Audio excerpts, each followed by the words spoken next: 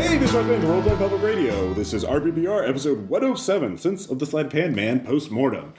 With me, as always, is Mr. Tom Church, who is chewing on some chips. And but we have also the other players of the Sense of the Sleight of Hand Man campaign, Aaron, David, and Caleb. Hello. This episode, we finished up the campaign a little while ago, a couple months ago, but because of the Boiling Point Kickstarter and other things, we've not been able to all get together to talk about it. So better late than never. And like the campaign itself, everything's kind of spaced out. Caleb's nodding his head vigorously. Yes. First up, we do have a bit of news. The playtest draft is out for the Boiling Point Kickstarter, so if you backed it at any level, if you got any reward, you would get a link to the playtest draft, so you can check that out. Please send in your feedback if you playtest it. If you notice typos in it, there are typos. I know there are typos in it because I didn't edit the entire thing before I sent it out. Ross didn't playtest this at all. We did play. No, we did. But Ross did. Well, you know what? Yes, we did. The game will make you so happy you'll want to punch a shark. Yes. Ross didn't proofread it at all, which is why he's... I didn't proofread it, exactly, there you go. Yes. I was trying to make a joke on the game, Ross. I know. Didn't. For those of you that are doing the playtesting, give Peter a taste of the writer's life and give him those oh so wonderful playtesting comments like, why does the game have to be about superheroes? I feel like I'm on a railroad. Yeah. Why are there shark people? Do they really need to be shark people? Do we really need to deal with the corpse of a dead pirate? We need like a gang in the streets. We need to jump him in. Yeah. So well, I'll see. You guys send it in. I'll just pick your names off of it. Yeah, we have some notes. On page 2, she's eating peanuts, but later she's wearing a hat. Does that make sense? We just beat I him. like dwarves. Can there be elves and dwarves in this? Why are we trying to beat him into submission with lead pipes made of pure criticism? he'll be stronger. If you cannot weather the grognards, they will control you. But of course, as the editor, Peter does have one easy out. The art's already been done, so that shit ain't changed. Shark people now. Yeah, it's shark people with it. Maybe I can get him to draw some pointy ears on the shark people, so they're shark elves. Ross, I will kill you. Well, there are goblin sharks, so it makes sense that there would be. Exactly. Yeah, there's just one. No, it doesn't make sense, Dave. Off that the makes no rails sense before at all. we got Goblin sharks started. are The RPPR way. So that's it for, and also the next supplement, Vintage Villainy for Base Raiders, will be out soon. I will send that out early to backers, and then I will post it on for Drive-Thru RPG for those of you who do not back it. That will have all the retro-themed villainy gadgets that your Base Raiders can find and blow things up with. Huzzah! Ray guns and room-sized machines that break the laws of physics. And belly-flopping kung fu. Yes, the art of haphazard fighting, which I did include. Because if you watch the fight choreography of Batman versus the Wizard, you will see what we mean. He is the worst. I wish the website could flash air quotes when we say certain words. That Fight choreography. Batman couldn't. The worst fighter was Batman. Somebody HTML script. Everyone was equally terrible. No one could win. That was the whole point of it. And that's now a superpower in Base Raiders. Terrible fighting. So, anyway, since the Sleight of Hand Man, this was a campaign for Call of Cthulhu published by Arc Dream. It was launched via Kickstarter, and the idea is Dennis Stetler, one of the co-authors of Delta Grade, wanted to take a... There's never been a really good Dreamlands campaign for Call of Cthulhu. There's been a supplement for it, there have been adventures written for it, but everyone kind of thinks of it just in terms of Dream Quest of Unknown Kadeth and a few other of Lovecraft's lesser stories. And lesser, obviously, up to debate, but... Less known. Yeah, less... Well, yeah, not as well received as, say, Mountains of Madness or anything. And he decided to take another look at it and give it justice. And... so I backed on Kickstarter because I wanted to run it and because I wanted to give it another shot. And so over the course of 7 games, we went through it, a version of it, because one of the things is after I read through it initially is, at first when I was running campaigns back years ago, it was like when I first ran Massive Analyst stuff, I was very much like trying to be a strict stay within the confines of what the book did. So with Master Nihilist, the first time I read it, I was just like, no, I have to do it exactly the way the book is. Caleb is laughing now. Now your aesthetic seems to be do what all the books say simultaneously. Yes. To mix and mash. Yes. Make a Frankenstein monster of a campaign. So Instant Sleight is actually kind of a middle ground in that because I didn't really use any other books in it, but I sort You of use certain ideas that we'll get to later. Well, I took ideas that were That unique. scenario where we had the mecha was great. Yeah. Oh, yeah. You guys remember that one? Yeah, that was that unpublished. No, it's in there. Go re-listen to the whole campaign. If you don't remember, maybe you're just in a dream. So when I started, I was actually still in the kind of the mindset of like I want to stick to the book, stick with what Det Willer wrote. Well, And- what changed your mind? Because obviously that happened.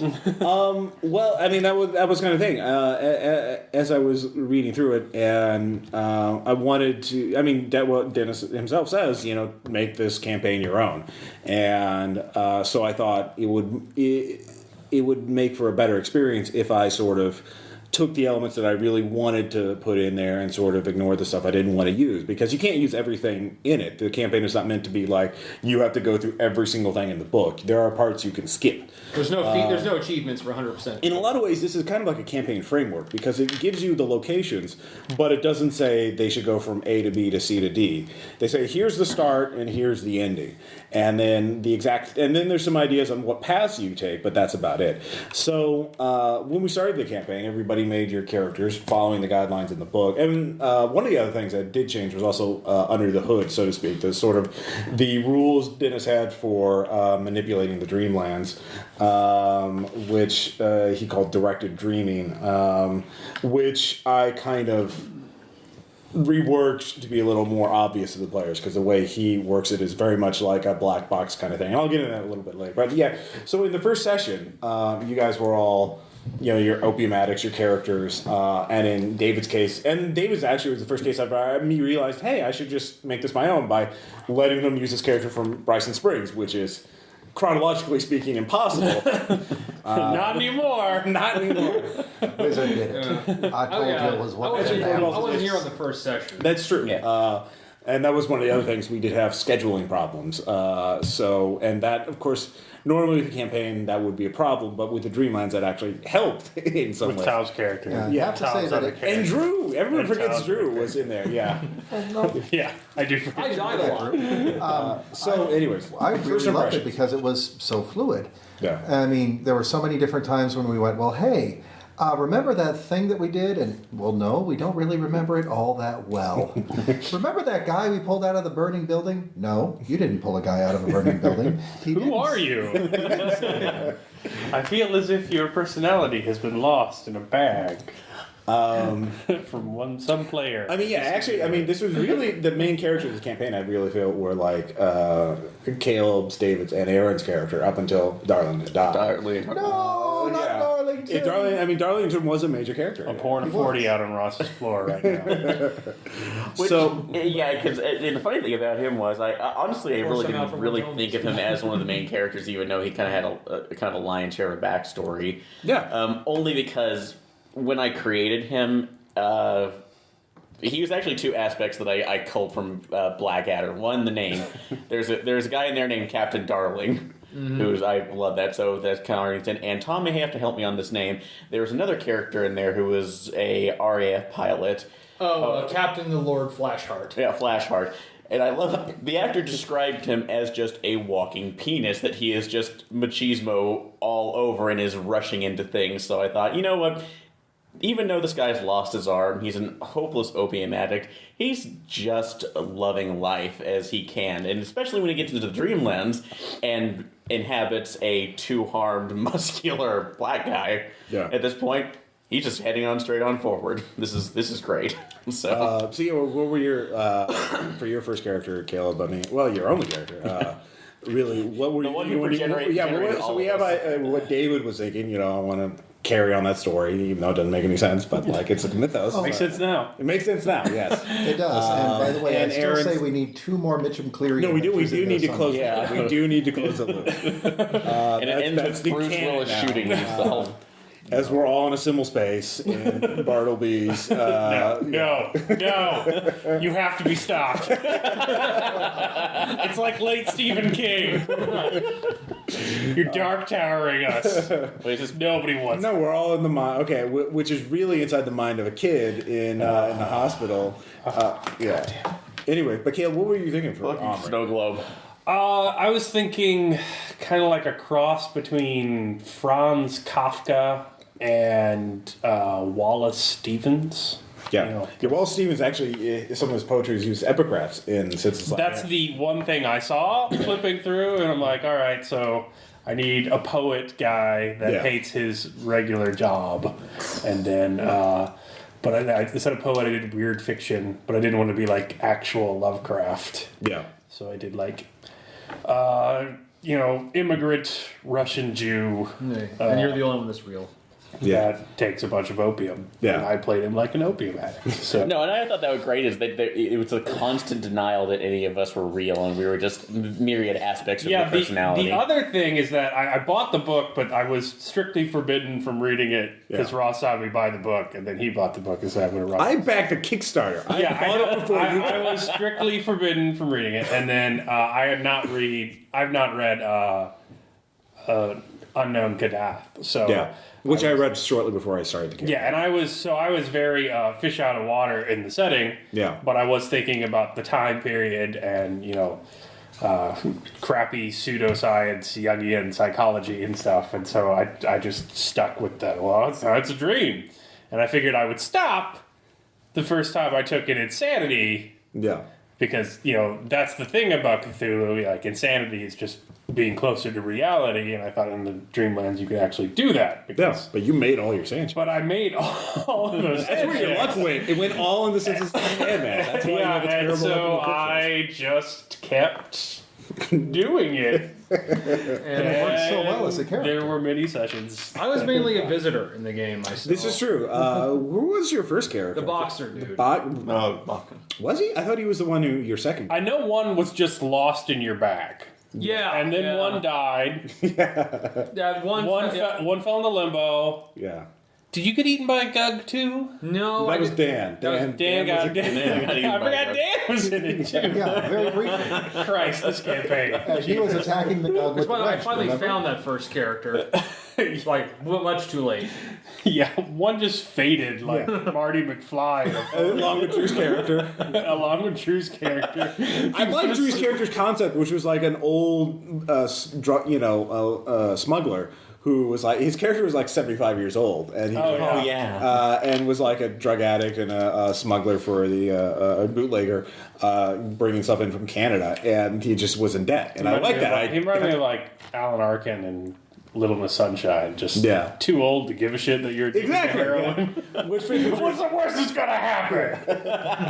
I wish he'd been able to finish. And I gotta say, when I was grabbing Mitchum, I kept thinking that he's not addicted to the heroin as much as he's addicted to painkillers. Yeah. And heroin's a great painkiller. It really is. I mean, morphine is wonderful. It is sensational even to this day. Yeah, opiates. Here he is. Now that his face is no longer burned, it's, well, I ain't feeling no more pain. I don't think I need no more of them pills. Yeah. You were all the worst addicts.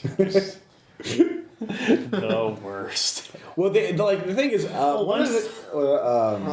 once we got into the Dreamland, suddenly, we're probably not getting access to opium anymore. Time to go forward. Well, actually, the thing is, the first section of the book talks about how to run the campaign, and new rules like character ideas, and he also talks about like running during the campaign. And he specifically brings up addiction, and he basically says characters are new bodies; they won't feel the addiction unless they stay still. If they decide, no, this is a nice place, we'll just stay here and settle, then the addiction cravings will kick in.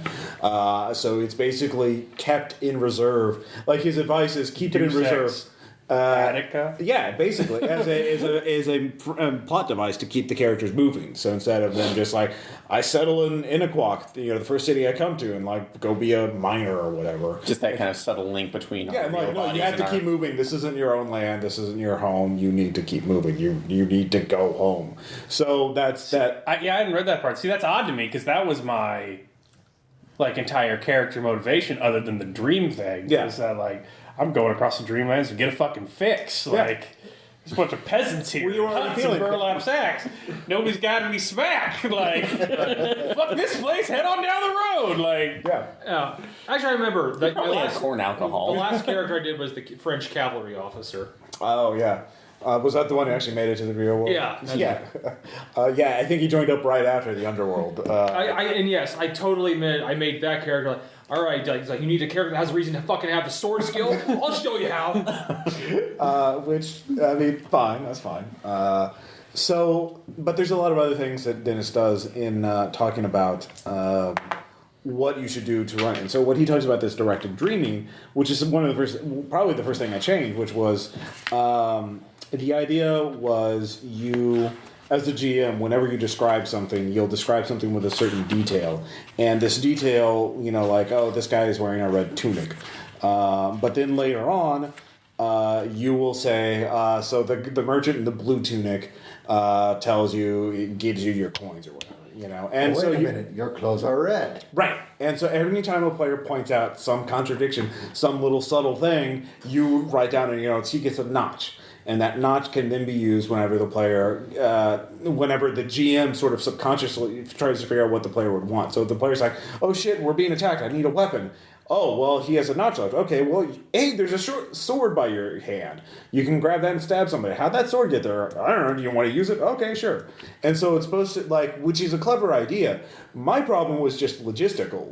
There are, 3 to 5 of you at any given time, and keeping track of those, and also putting in enough opportunities for you to gain notches was just I'm just like, no, I'm lazy. Fuck that. I'm going to be more obvious about also it. with a month and a half between Exactly. sessions, you have to go back and be like, Yeah. red tunic, what? David? Yeah. Question mark.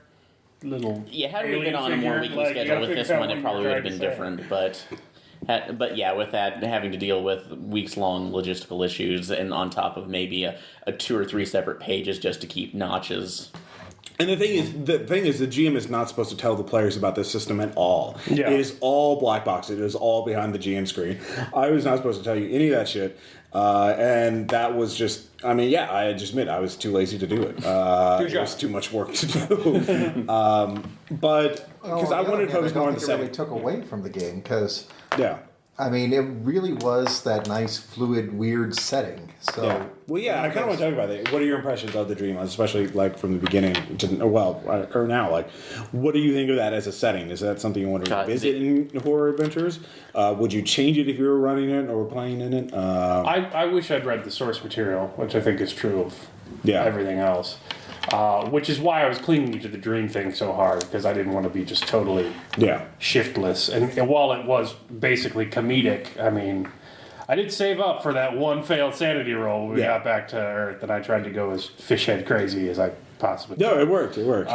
But yeah, I wish I'd read the setting a little bit more, just so I can not metagame, but make better narrative choices, I suppose. Okay. and see, since I have a bit of a problem with doing that, I try very, very hard not to listen to, not to read, not to listen to anything Lovecraft, because I know it's going to come up at some point. And I know that if I understand, oh, these are the cats of Ulthar, you must never kill a cat, because then they'll all eat you alive. I figure, okay, it's better if I don't know that going into it. Which I will say I did listen to Cats of Ulthar on Spotify afterwards because I thought, okay, what the hell is going on with these? Is he just playing with the cats everybody at the table seems to know? Dear Lord, I am going to get blasted because I don't know that one. Must listen. And at the time, I just thought my cat had showed up in the campaign. Oh, that one. Yes. And Ross's mashup had gotten out of control and overspilt the bounds of RPG Splendid fiction. the cat. Yeah. No, that's the thing. But yeah, I guess that would be one of the more egregious things to be. Your cat with the black eyes in the middle of the night when he's junks on the bed. He's up on the bed, staring at you, and you wake up like he's been staring at you for hours. Yeah, he does that. But yeah, that's the thing. Were there any other things that kind of caught you off guard? I just yeah, for me as a GM, I didn't even think about that because I just, being a huge Lovecraft nerd, like Lovecraft was he was a cat person, weird. That was totally unpredictable. But I mean, I did know it was Lovecraft, so I wasn't Yeah. like shiftless and like it's not like I didn't like the campaign. Yeah. I just wish I'd read Dreamland. But I didn't realize that someone else would not know that in the Lovecraftian universe, cats are totes magical. Like that. No, was, I just knew my cat was there. Yeah, And yeah. I thought it was because you guys played Call of Cthulhu. right. So But there are things in the Dreamlands but- for Call yeah, of Cthulhu. yeah. No, actually, I still want to run another game of Call of Cthulhu based on the adventures of Splenda, splendid in the Dreamlands. So, no, actually, I love the fact that I we am still got totally in for the that one. That would horrific be awesome. monsters, but it seemed, for lack of a better term, more naturally placed. That this is the place that they were supposed to be. That this is where they belonged, or even those really horrifying things that we encountered, like when we first got there. Hey, here's the pile of loner bodies.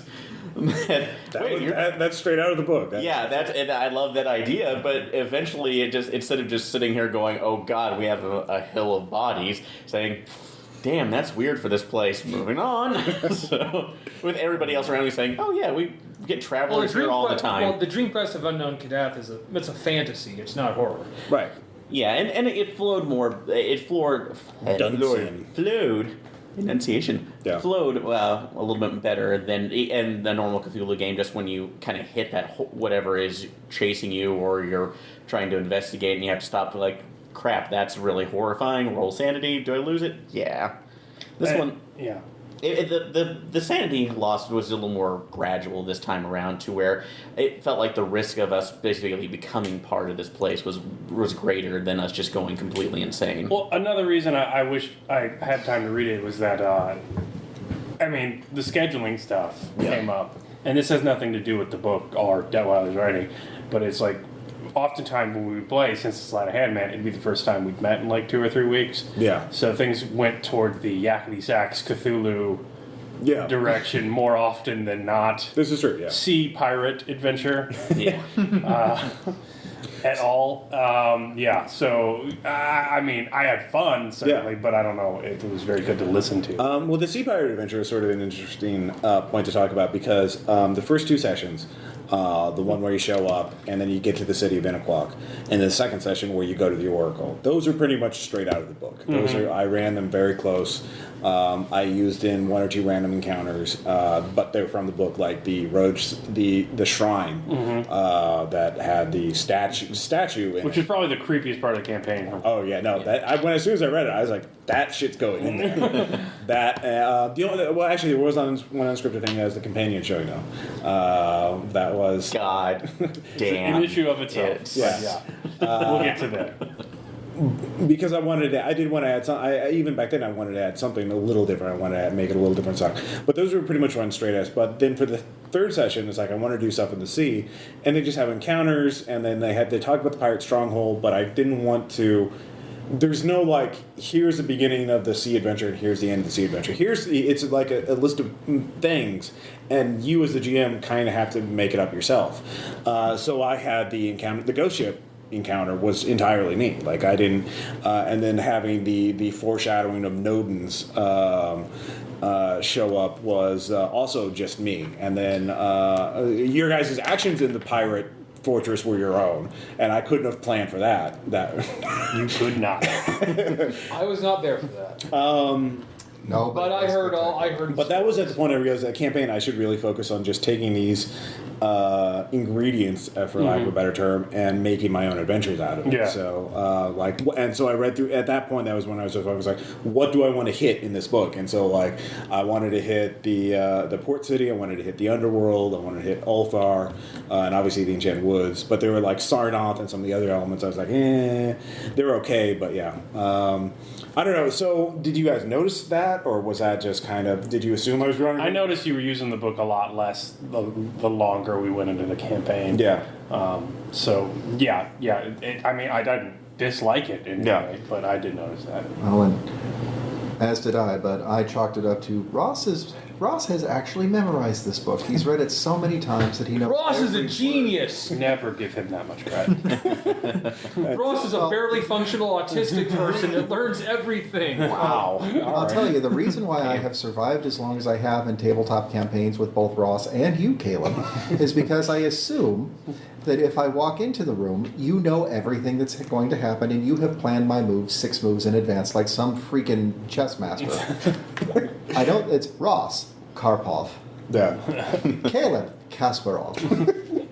Wow. Deep Blue is in there somewhere, just cackling madly in the background, just ha ha ha. Wesley. And buttering up the GM, a useful player skill. Yes. No wonder he Hey. survives so often. I'm just telling it like it is. He's I mean, the real mastermind.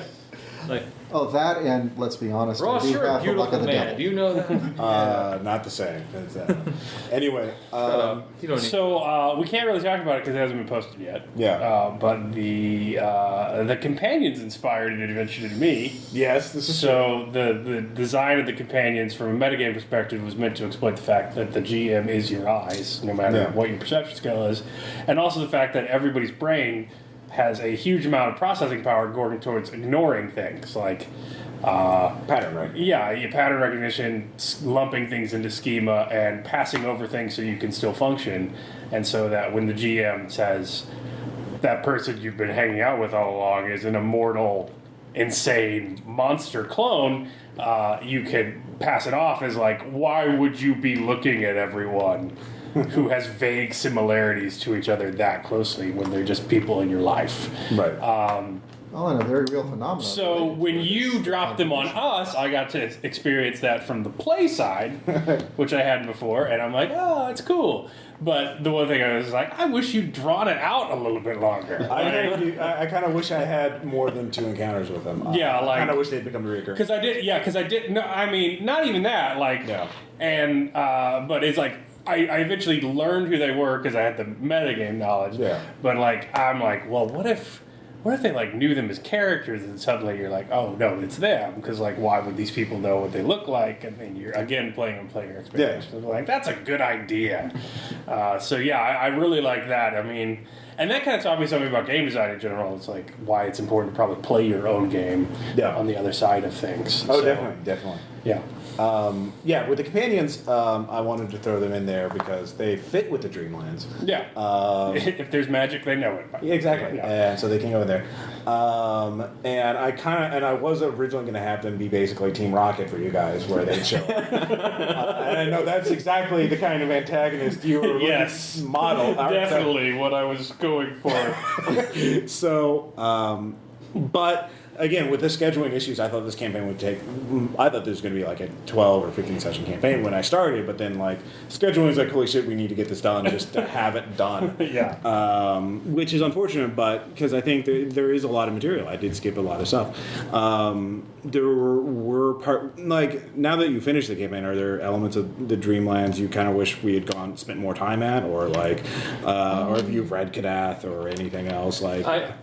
I admit, everyone, everyone especially, but I have a major fandom for the ghouls, Yeah. and I kind of wish there was more involved stuff with them. Yeah. But it's nice to want things. Yeah. Yeah. Tell me what about your experience playing? Since you were kind of a reoccurring guest player. I mean, basically. It seems like, except for the French cavalry officer, it's finally kind of got to be in there more than 3 or 4 sessions himself. Right. But all the others, I kept going to the feeling I had to come. Oh, I say, where am I? What's going on here?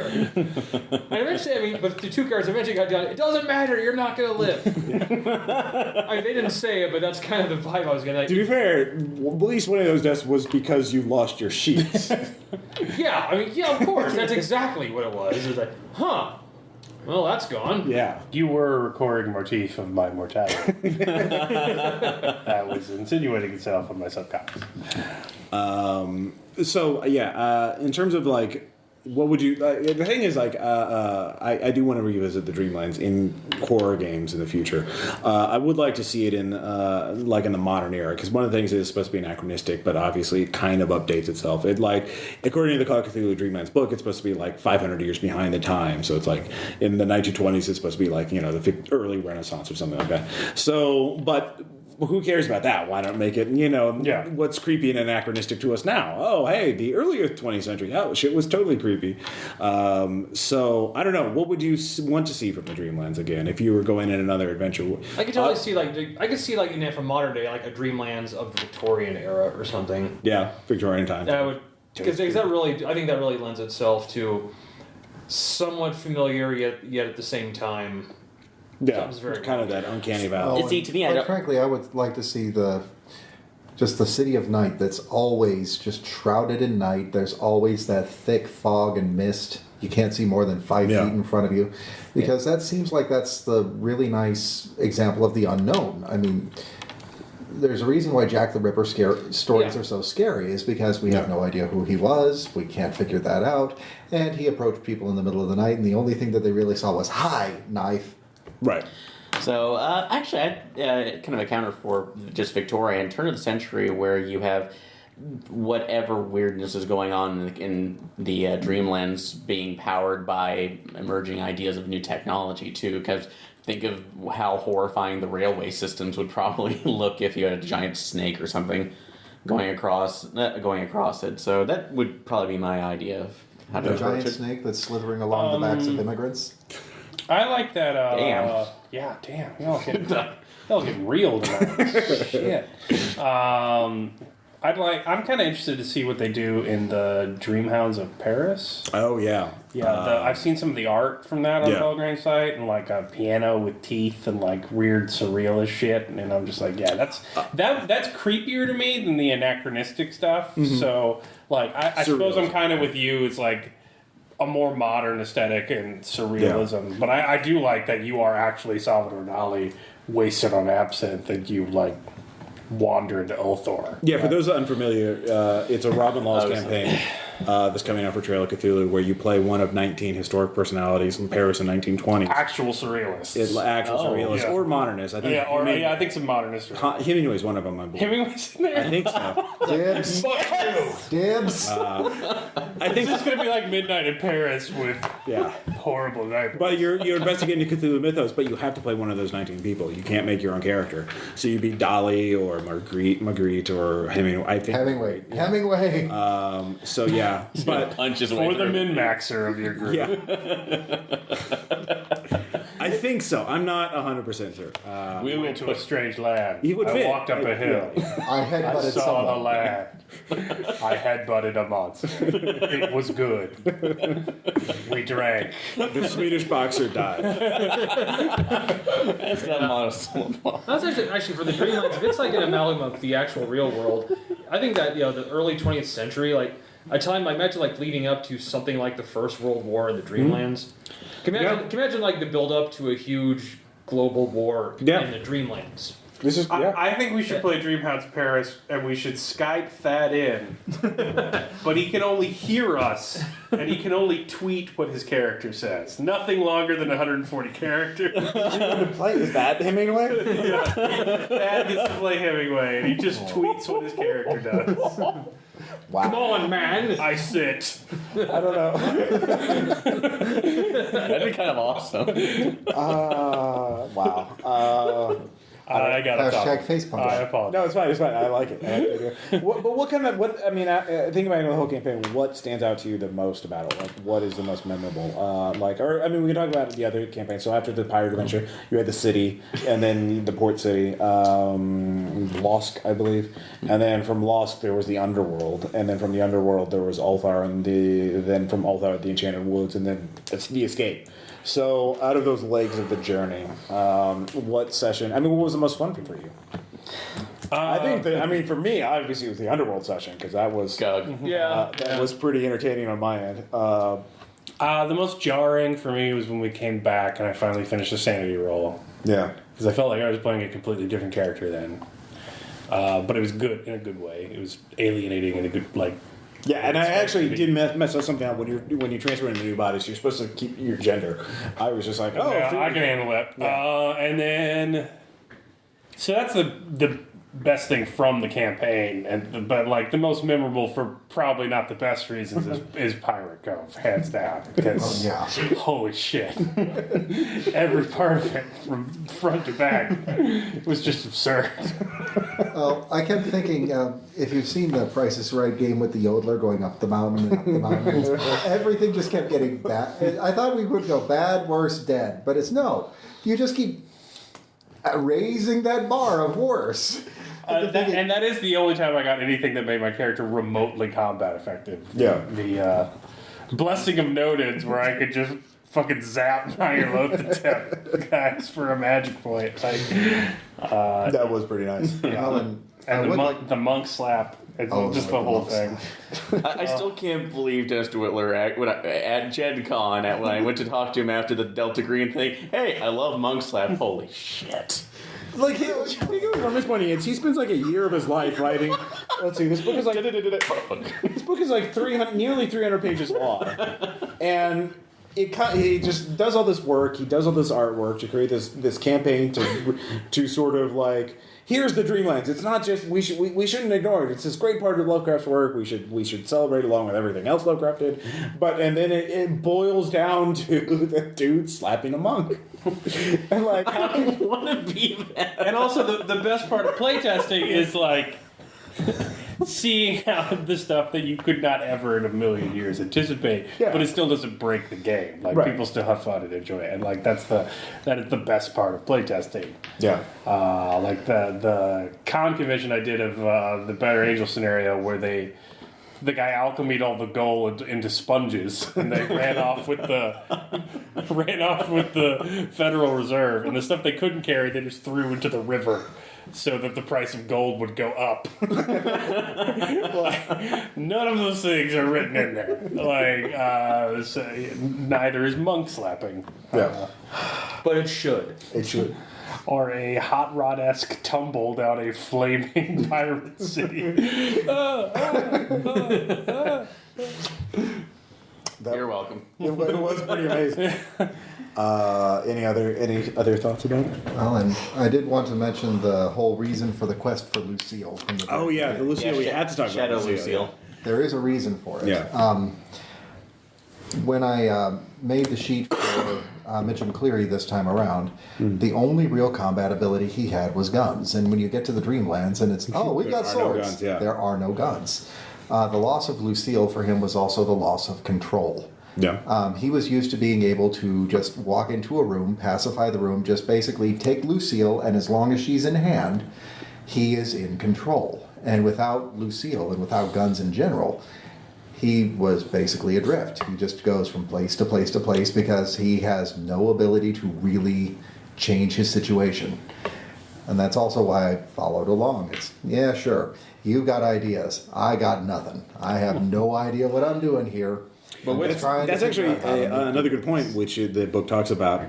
Like, characters are not going to be very effective in the Dreamlands because if you make a 1920s character, he won't be very useful in a Renaissance environment. Without library use and Tommy guns, like there are limitations. And so he talks about training up skills and other abilities and just balancing that.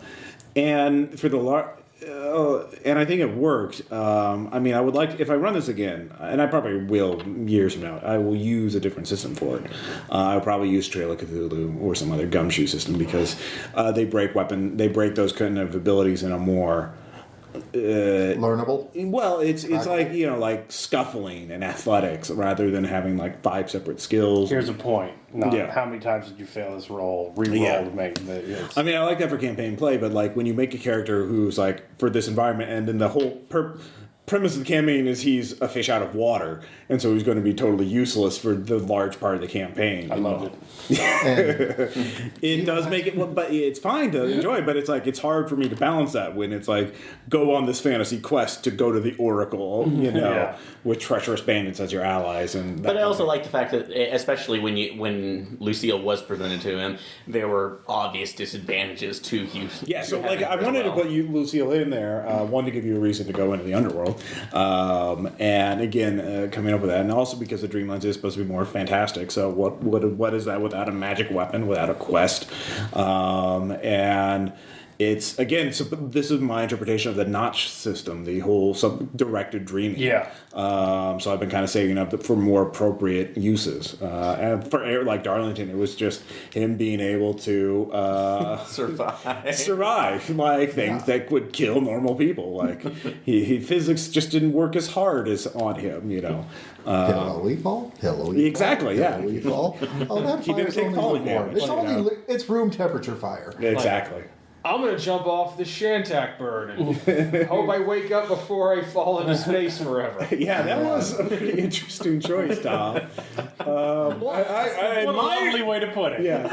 Interesting choice. I mean, I admire Tom for being not metagaming. Like, no, I'm not gonna accept a deal from Nyarlathotep. That's not gonna end well for my character. Be like, no, fuck it, let's see what He happens. seems trustworthy. Yeah. Yeah. But you want to talk about that? I really kind of thought, okay, this guy's just a boxer who got pulled in this on Right. this today. Right. So now he doesn't. Yeah. Of course, if he just wants to leave, that's all he wants to do. Yeah. And yeah, when someone offers him a way out, sure he's going to take it. Yeah. Now, granted, it is like a 10-foot tall, dark pharaoh guy that offered it to him, but Yeah. I've seen weirder things No. in this world. That's probably one of my favorite narrative moments is that I finally score some drugs and then me and Mitch get wasted with our new boxer friend and then we wake up and he's just clothes. That was a good one, yeah. I think that's pretty awesome. Well, and I have to say Was he too, I the really real? like playing Mitchell Cleary as the group's only sane man. Yeah. No, you don't understand. I know a little bit about the way these things works. Don't read the books. That's where they keep the madness. And he comes off as sounding clearly insane, and everybody, he doesn't know what he's talking about. Open the book. Oh dear God! I ain't making no deals Is with that what those. insanity sounds like, Aaron? No, that's just when you open up any book of Cthulhu, it should automatically make the. I wish you could replay it as Bishop Cleary again and just have tons of dramatic irony. New Game Plus. I know this. I've always known this. I'm on. Trust me, I do we this need all the to- time. So And I did Caleb have and a couple of those moments that didn't really play out all that well. I mean, one of the ones that still sticks out in my mind, there was the cave with the thing hunting us outside, and somebody says, let's build a fire. You don't want to build a fire in here because if we stand in front of it, they'll know how many of us there is because of our shadows. We stand behind it, and you're sending out a beacon to everything. Don't light the damn fire. I'm lighting the fire. No, you're not. You're not the boss of me. So yeah, the Mitch and Cleary time loop. We need to run 2 adventures right now. Caleb and I need a conference and figure this out because at the time, 1925 is the Sense of the Sleight of Hand Man. Bryson Spring is 1933 or 36. I think it's 30. I think it's 30. Well, the two that I know have to be done 35. before. So 1935. So we have to have run one adventure between 1925 and WPA comes in at 34, so it's 35. So it's 1935. So between 1925 and 1935, he loses his memories of Since the Sleight of Hand Man.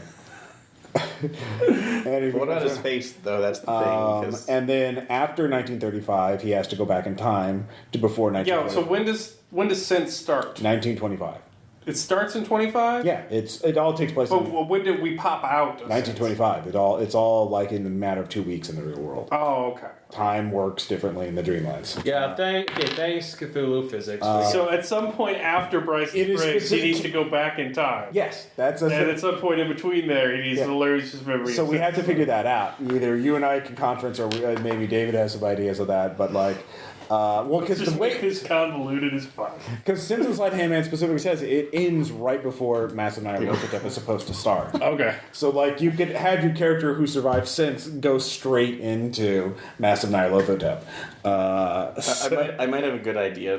I'll let you know later. Okay. So- Yeah, we can't talk about this on the microphone. Oh yeah, it's a big. secret. Yeah, secret. I can probably tie it into Massive Nyarlathotep. You could probably tie anything in. Oh, bring Sean and everybody Work else Riff in. Chicago in there. Yeah. And yeah.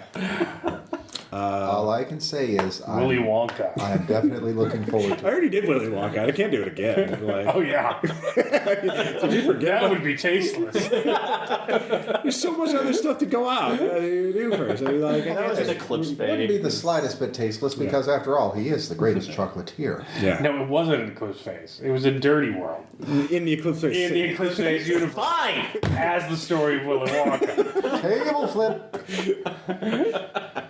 I'm just trying new things out, Caleb. I don't know why you're so. I'm so pissed I won it. We're editing out things, Yeah. because of the madness, to try and get a grasp on it. Yeah.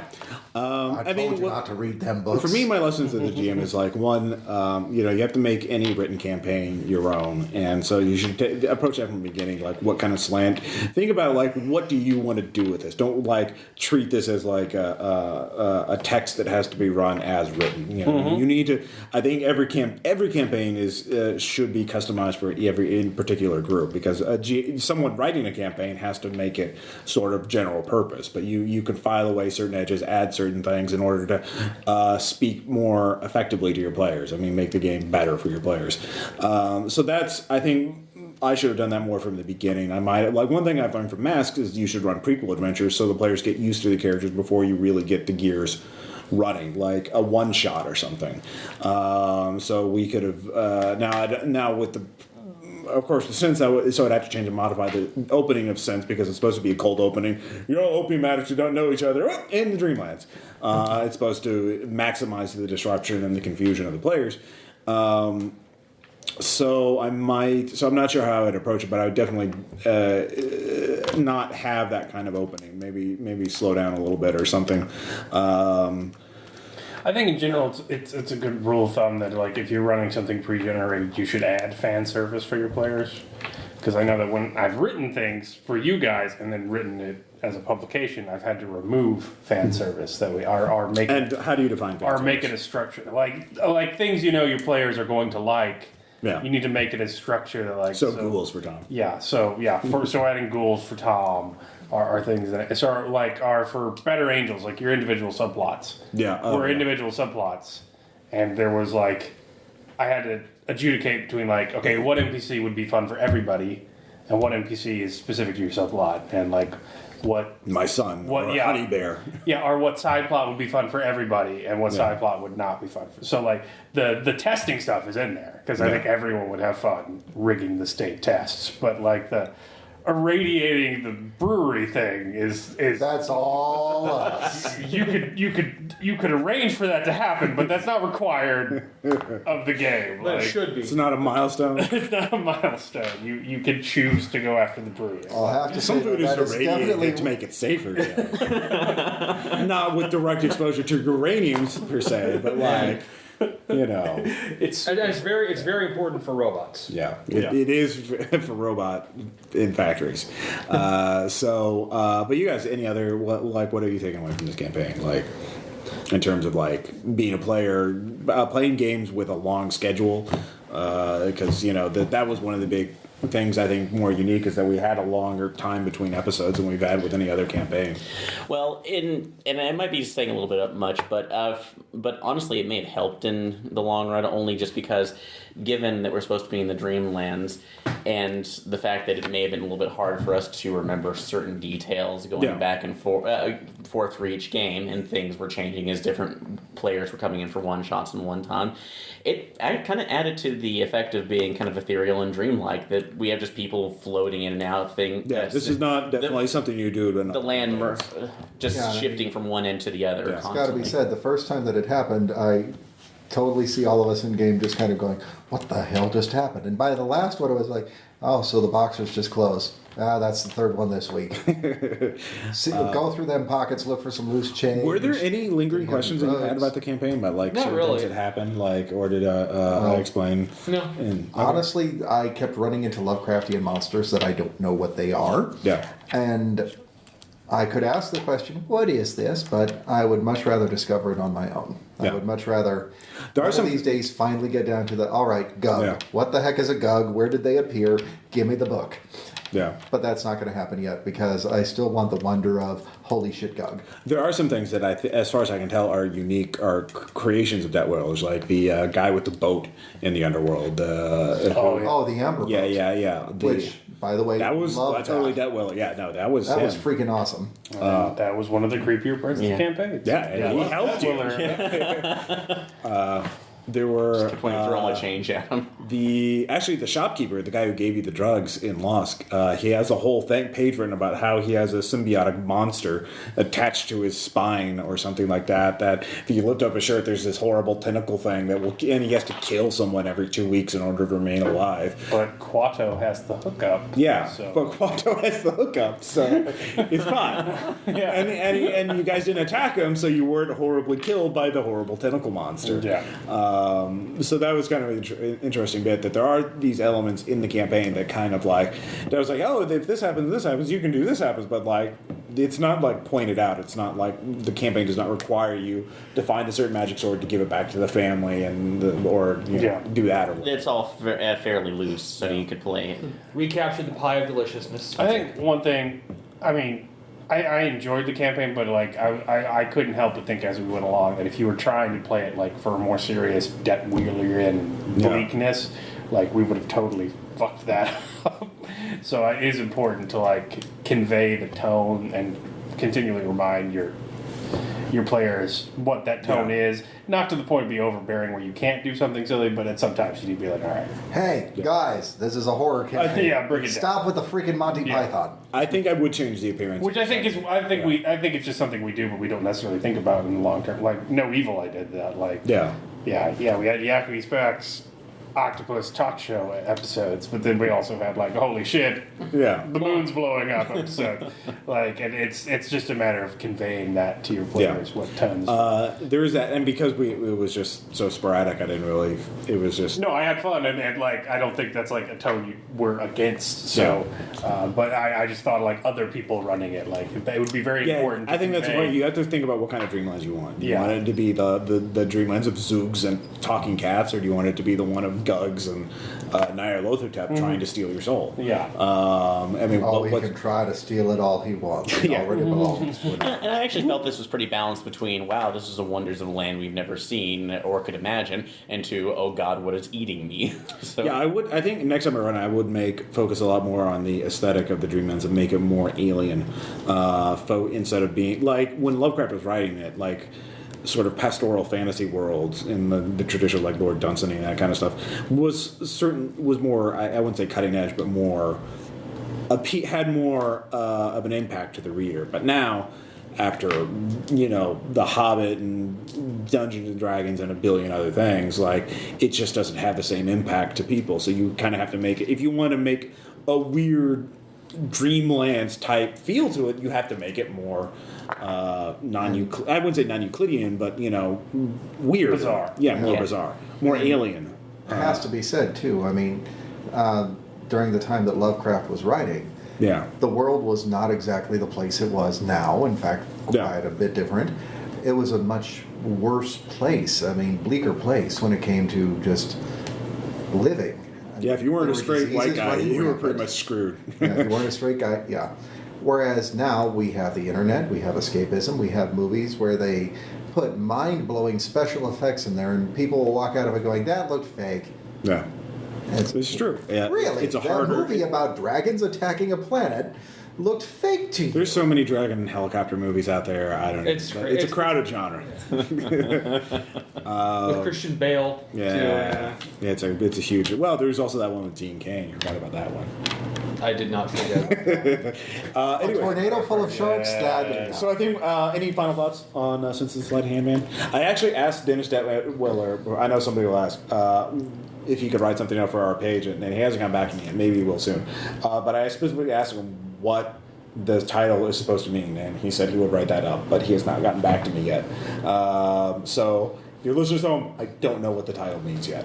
So but you can ask, but ask Dennis Detwiller.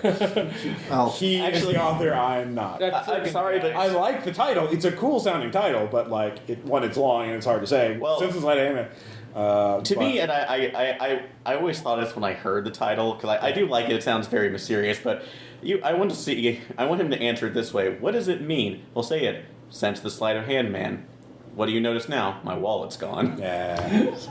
So, all right. So we don't have Tom does not have a letter this time, but we will have shout outs and anecdotes. We chose well. One last final thought, if I can get it out. If you want to run this game, definitely run this game. If you want to play this game, don't read that book. That's where the madness is hidden. All right, we'll be right back.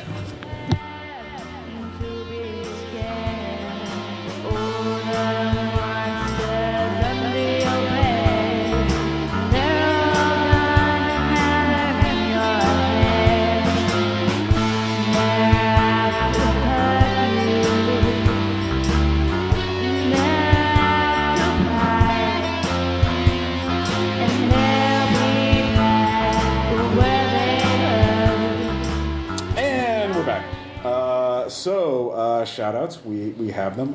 First off, I would like to mention a novel I just finished called Horror Store, which Caleb is going to be borrowing and reading. It's borrowing. I don't have time to read. It's like most things I borrow, I will put them somewhere. And eventually I'll hopefully get it back at some point. But it's basically about a haunted IKEA store.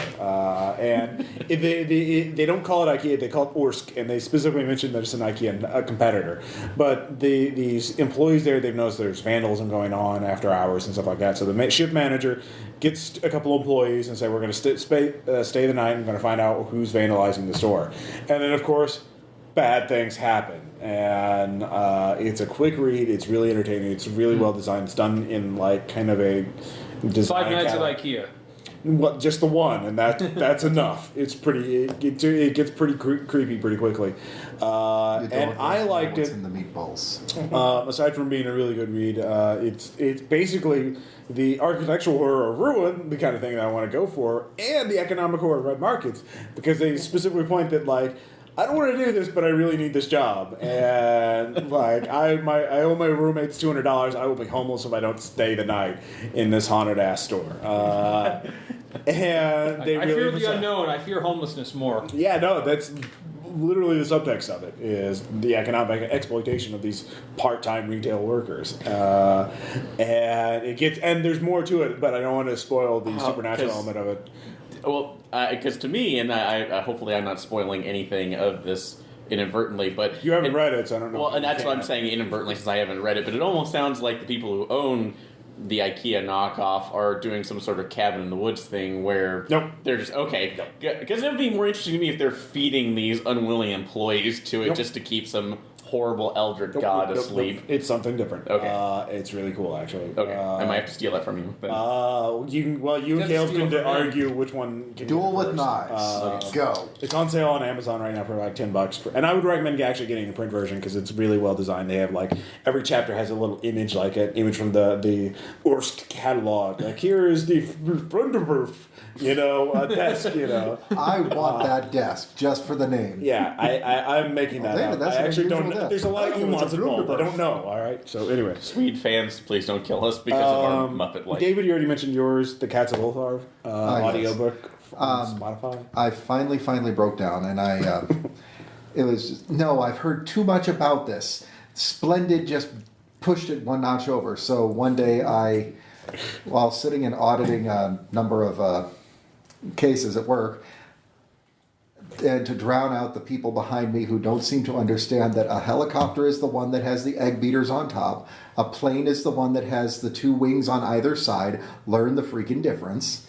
So to keep myself from going off on them for that, I said, all right, I'm going to put in some nice little horror, and I found on Spotify, very first one on the search, by the way, there is a reading of The Cats of Ulthar that is really, really compelling. By Ice-T? No. If I could find I want no part of it then. If it was Ice-T, I would be all over that shit. But I don't even know the lady who read it, but I know that she was British, but not too British. So it was just tea, not iced tea. So she was just the right amount of British for you. It was Earl Grey. Exactly enough British. Lady Grey. Lady Darjeeling. Very good. I'll add in the readings by the H.P. Lovecraft radio. What do they do? The historical society, or But they're doing the readings of the Detweiler stories from Tales from Fairwood and the right, Unspeakable, yeah. and those are really well done. yeah, they're on the Unspeakable podcast. I'll just do them. Yeah, I've read those stories, but those are really. I need to read that. That's on my to read. Those are really well done readings as well. Like so yeah, another shout out to high the production Unspeakable. values and things of that nature. Yeah, so David, you should load that on your phone or gadget. They are totes. Oh, just the depressing. desktop. Yeah, Willard, he likes some dark stuff. Anyway, Dark but good. dark but good. And speaking of podcasts, Aaron, you were talking about one. Yeah, I actually ended up discovering another one, which is years old now, called the Thrilling Adventure Hour. It is another podcast that does radio plays, a la like Welcome to Night Vale. And speaking of which, they just did another crossover. They've done 2 crossovers. Yeah, they've done 2 crossovers so far, but this is the first one they've actually recorded from the last time they were at Comic-Con together. Which it's still on iTunes right now for $1.99. A pittance for literally almost 2 hours of really hilarious radio plays, and it's a crossover with Welcome to Night Vale, so they have everybody you love there. But they do different other stories more into the traditional radio plays, like you would have heard in the 20s and Orson Welles days, and that the characters that they did for this one, which I love, Sparks, Nevada, Marshall on Mars. It is. Nice. It literally kind of conveys all of those weird West stories that you would have read. Yeah, and Jonah Hex and all for years and years, and then it was And those are free. Yeah, those are free to download, like Night Vale as well. And if you do listen to the Sparks of Nevada one, if you'll recognize the voice. The guy who does the voice for him is the same guy who does the voice of, I cannot remember, the rich person on Night Vale who may or may not be an angel now. So. Oh yeah, I forgot about that. Yeah. I don't know. Yeah. That happened in the debate, but absolutely hilarious, and they have a ton of other guest stars just like Welcome to Night Vale, so completely worth your time. Cool. And then Caleb, you've been playing it. It's sort of smaller indie hit that is. Yeah. All right, everyone knows about Destiny, but I'm playing it, and the reason I bring it up is that I've never played an MMO before, and I did not intend to play an MMO, but I am now playing MMO. And I've never played Welcome, brother. I've never played a game so much that I hate so much. The story is nonsensical. Everything is named like a bad high school band. That's an MMO. It is just completely stupid. And you're trying to get me into it. And I'm trying to get you in it because it's your type of game. Like it's nothing but like mindless grinding that doesn't need to be there. Like running around maps just to pick up like rocks or like specific types of bushes that you need to upgrade guns, which doesn't make any sense at all. It's just Clearly, you don't understand the importance of a hardwood stock. And my you have friend. a bored Peter Dinklage. Its bomb. idea of difficulty is throw more things at you to the just point of absurdity, where it's like 3 people versus all the orcs in Helm's Deep. And how many times have you had to experience an Peter MMO. Dinklage going, "Oh, this will take me a minute to hack. Oh. Protect me while I hack this door." Even though I'm an intangible floating ball that can disappear. I have watched a Let's Play of the Let's Play guys from Rooster Teeth doing a raid. I forgot the one, but it looked pretty cool actually. The raid. I'm not even at raid levels yet. But I'm just grinding so hard for gear, and I hate it, and it doesn't give me drops, and I do something all week, and I just cuss at it, and then it gives me, like, new boots, and I squeal like a girl, and I play for 20 more hours. But it's free. Once you which buy is it, terrible. that's it, right? Like, What? Okay. There's no monthly fee for it, right? There is no monthly fee, which is the one saving grace. But you have to pay for the upper levels eventually, though, don't you? Because No. for the DLC, the DLC Oh, and they to get to the don't later levels. explain anything. If you get the Destiny pack for the PS4, which and they is don't only and- $50 more. and I do know it comes they- with yeah. 2 DLC packs already built in. Okay. They don't I have to explain. ask They don't a explain question. anything. There's constantly. I know you have many questions, but I will not answer them. No, the gameplay is good. Like it's good shoot man game, but like that's it. Everything else is just Garbage. terrible garbage. It's cliche. pretty garbage though. But it's the most exquisite Skinner box ever. Like, because everything you do is like the mindless Chivo grinding actually adds towards XP and can help you get new stuff. So, Ross, when you run around a map trying to beat a bunch of cops to death with a money roll in Payday, not only can you show off that you did that, you get like 5 XP, which is meaningless. And yeah, it's I've got crazy. 184 out of 212 or 225 achievements for Destiny Payday. is the game for you. I know. I just need to get a PS4, So, which I need. Did to you figure manage out. to get to the loot case before it was taken about out? Or? these boots. Yeah. Now, do these boots match the other clothes that you have in your ensemble? Oh, color coordinated. Oh Are yes, there are shaders which you have to grind for and buy to change the color of your clothing so it all matches. So See, you I can shoot that bullshit stuff from Payday 2, and I don't feel bad about it because it's bullshit. I don't care. I want to shoot cops and look pretty. So I have to tell you one on that one. Yeah. Because that just reminded me of a World of Warcraft thing. If you have any idea just how many war bears I killed for the fur equivalent of a handkerchief. Because when they finally put in and by the way, you can change your clothes to look like other clothes, I went, damn it, I want this freaking loincloth with the stripper bands for my sexy belt. Actually, yeah, I'm going to just bring this up just because it needs to be said if we're going to bring up the MMO things. David went out of his way to literally create the gayest character on Warcraft. His name is Guy Lighter. You're welcome, Dave. I just want to say that I hate it and I hate myself for playing it, but I don't have enough people to do raids yet. So get on the forums, All right. and please play with me and enable my new addiction. As Because soon as I can afford a PS4. Can it actually I will link do that. it is true addiction. Because I'm probably going to Okay. go home and play at least one raid tonight, but Yeah. I'm going to hate myself for doing it. So there's- Are they on the So same fine, server? well, we can talk about that. Finally, there's one less shout out. Going back to the Lovecraftian theme of this episode, there's a Tumblr / webcomic I've been following called Underwhelming Lovecraft, and it is a talented artist who's been adapting Lovecraft stories to be underwhelming. So, like, one of the first ones he did is one of the first comics he does, and he does this in like one page of like 6 panels or something, like 6 or 9 panels, and it's the tomb, or the story where one character is going down in the tomb, and the other guy is listening to him through like a wire through the phone. Oh, Harlan and... Yeah. So he does it, and it's like, "Why are you doing this?" "Oh, I'll be fine." And then the last panel, "Hello, he's my friend down there." "Oh no, we're monsters. We ate him." Underwhelming. And so they did like a 5-page version of Herbert West Reanimator, and literally one panel is like, "Isn't war great? There's lots of dead guys here." And then the experiment blows up. He's like, "Well, that's probably for the best that the morgue blew up, where I had all those dead guys in it." When Herbert West was being torn apart, "Well, this I should have seen this coming." So underwhelming, but highly entertaining. Smackety-doo. So just Google. It's on Tumblr. Underwhelming Lovecraft. It's very entertaining. So finally, we have anecdotes. First off, we have been playing 5th Ed Dungeons and Dragons. Yes. Satan's game. Are we really? We're still going there? Yes, of course. Why Satanic not? Panic is omnipresent and forever. We have always been at war with. Thank you, 7.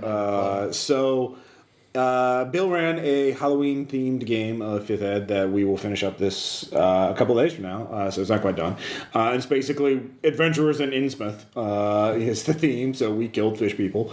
But there were 6 of us, and including me, Aaron, Tom, and then Sean, Ann, and Melissa, and then Bill was running it. And so... I liked the game. It was entertaining. It was not particularly scary, despite Bill's attempt, because there were 6 of us, and we were all kind of goofy that night. Again, it's hard doing... When trick-or-treaters were showing up. Trick-or-treaters were showing up.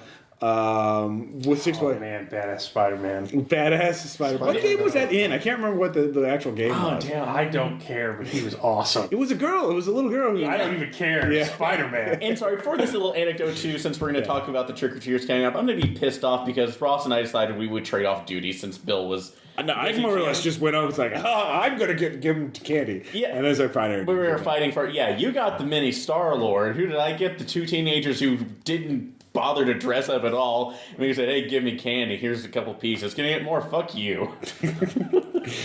Aaron, arbiter of Halloween etiquette. You shall not I don't care receive what age sugary you are. comestibles. I don't care what age you are. You dress up. If Yeah, you're dressed no. up, you get candy. Yeah. So I played a cleric Iron Man. for this game.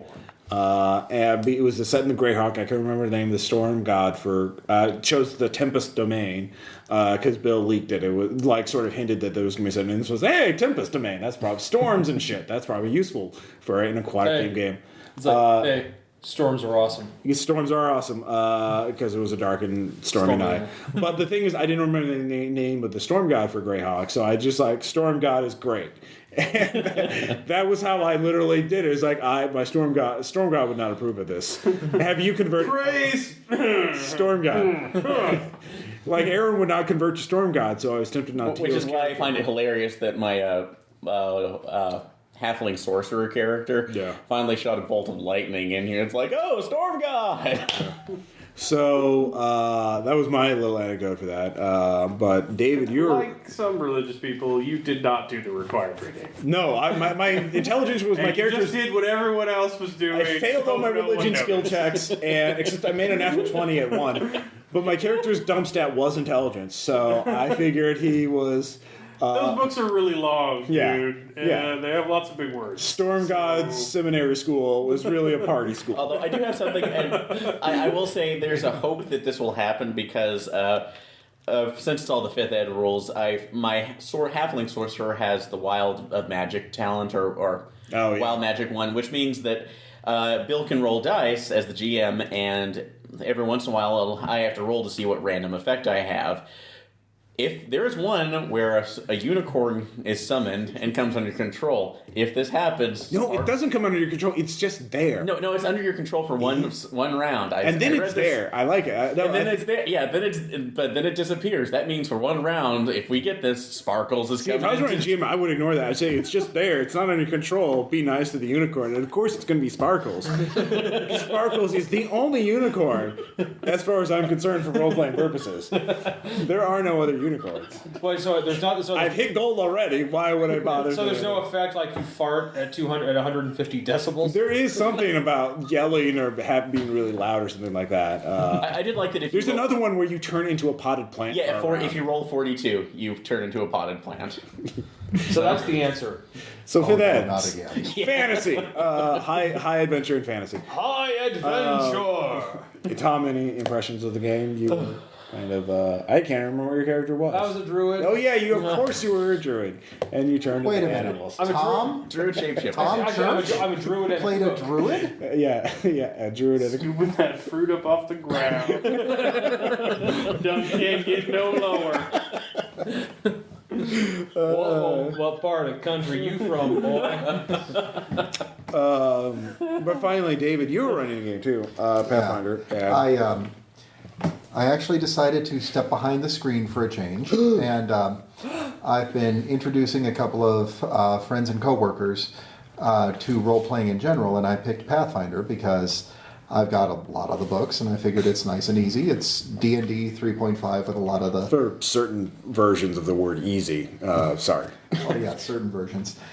But I kind of shot myself in the foot a little bit because I kept thinking that I'm going to run into the problem of scheduling where people aren't going to be able to make it to the game. Yeah. And it's, well, I'm having a lot of fun. Can I invite my friend along? My wife would really like to play. Can I bring the girlfriend? So I've got 8 players at Jesus. the table. And Too many they all- things. It's a rules-like system. You can't say that in a straight face, can you? And I keep thinking that I'm going to run into a session where somebody's going to have to work, somebody's not going to be able to make it. But by and large, I've had quite a few where all 8 show They up. love them. They're murder hoboing. So They do.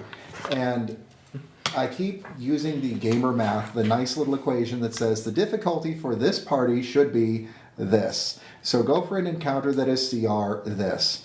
And they face roll it.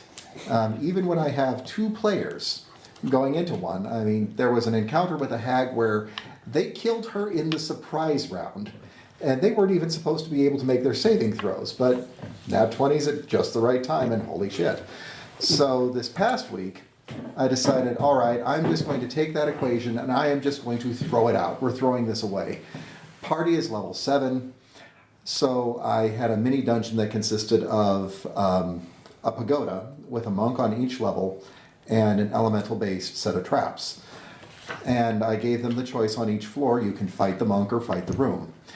So the first floor, they went up against the monk thinking that he was going to be a nice, easy thing, but level 16 monk actually kind of kicked ass. Yeah. I mean, they eventually took him down because there's 8 of him versus 1 of him, but it took most of their high-end heal spells. So after that, it didn't matter what the floor was.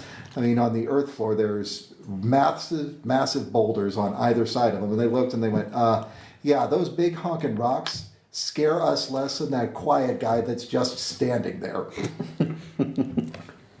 And when they, I mean, literally every other one is drowning. We could possibly drown. Well, drowning seems better than facing that tiny, tiny little girl in the ornate You're just dress. making the monks smaller with each room. It's like evolution. You know? That mouse looks vaguely religious. Stay away. He's got a tiny belt on. It's black. Oh God!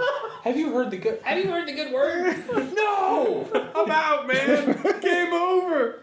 Have you come to seek enlightenment? Don't kill me! I like that. No, were they smaller in each room, or was that just coincidence? Well, Did you intend for that, or is that actually, the one on the first floor was at normal size. The guy on the second floor was freaking huge. I'd given him the vow of silence, so Oh, the game of death. Yeah. oh, Oh, so he's Kareem Abdul-Jabbar. Kareem Abdul-Jabbar is up. Yeah, He's yeah. not on the ground floor. Yeah, no. Yeah. on the second floor when they walked in, the monk had taken a vow of silence, so he just holds up a sign that says, "I am Pow, the Iron Mountain," and they just kind of went, a name like Pow. Okay, no, he's got to live up to that name in some way. Don't fight the monk. Just boulders. Boulders seem nicer. Let's see. And then for the top floor, the air floor, it was a 30-foot drop with bamboo poles all the way around the room with little iron discs on them. And there was just the one monk standing in the middle of the room balancing on the pole. And they kind of went, this guy seems scary because he's there. He's doing more monkish things. All he's doing He's Shaolining the shit out of that. Wait, is his job just to stand there on that thing all day? Does he clock in, like, passing the other monks, like, hey, guys. Morning, Ralph. It's Morning, like the Fred. sheepdog and the wolf. Yeah. Punch in, punch out. You got the pit of fire this week? Yep. What if that's all they can do? They just max out their bluff skill. Like, yes, I am an epic level badass. You cannot possibly fight me. Oh, look at him. He's standing on a pole. Yeah, no, clearly. But that's his only skill, though. Maybe. I mean, I can turn invisible, fly in mid-atmosphere, and drop fireballs and waste a small-sized city with that. But like, that guy scares the shit out of me. I mean, literally, that's what it was. I mean, that is a tiny little girl in an ornate dress sitting in the middle of a room. I will flood the room, and you will possibly drown unless you can find the key. Yeah, water scares me less than she does. So they literally had the same reasoning as Will Smith and Men in Black. Like, why did you shoot the little girl instead of all the giant scary monsters? It's like, She's carrying quantum physics textbook at 3 a.m. She ain't right. In this case, it was, did you see the size of her sleeves? Yeah. She's got those huge Kung Fu theater sleeves. She's going to do things to us. Oh, she's probably got a backstory. Oh, God, run away. It's like, hey, was this a guy sitting on a platform? What's the big deal? That guy standing on a I platform. like that. That's the murder hobo kryptonite. A normal person in a seemingly dangerous situation. He's so badass. He's ascended. He's transcended the He's murder Lex hobo. Luthor times 10. He has no giant sword or oversized shoulder pads or even spiky hair. He's beyond our means. We cannot possibly find him. He's John Wick. No. No, John Wick is totally a murder hobo. Like, he has tattoos. He has a cool muscle car. He's like, oh, yeah, no, we know that guy. And killing his dog sets him If off. he had an ugly station wagon and had a paunch and was still like everyone was afraid of him, yeah, you run your ass away. Anyway, sorry. No, this is the greatest. We can I just derail have to say, anecdotes though, if we I want just to. really, really love the fact that my players. All right, now would you like to fight the second monk? I can give you some description. No, room. Just monk boulders. phobia. All right, that's a good anecdote. So this ends RPPR episode 107. Since the Sleight of Hand Man, Post-Mortem. I'm Ross Payton. Tom Church and Aaron. Caleb. I'm David Dobelman, and I love you for listening. Aww. it's not real. Well, the rest of us are like, yeah. But anyway, see you guys next time. I'm ambivalent.